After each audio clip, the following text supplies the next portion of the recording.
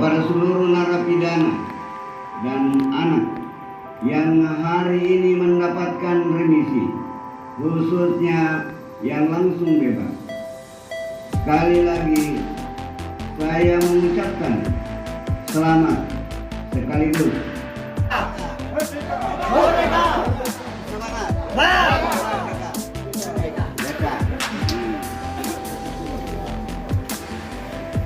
boleh loh ya. Merdeka. Merdeka.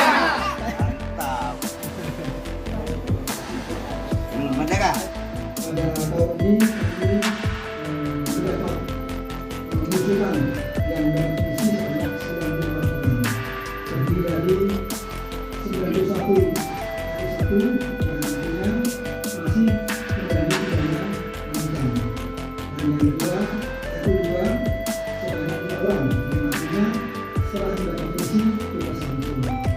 Namun pada saat ini kami nanti setelah 3 menit bergeser 1 orang karena yang 2 masih menjadi pidana denda. Jadi masih menjadi pidana, jadi kami RU2-nya hari ini kita bebaskan juga. Dan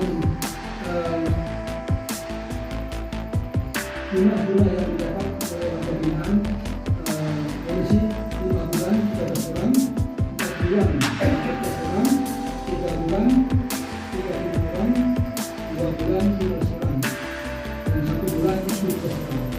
Jadi masing-masing warga binaan menerima remisi bervariasi 5 bulan jadi paling maksimal 6 bulan apabila mereka sudah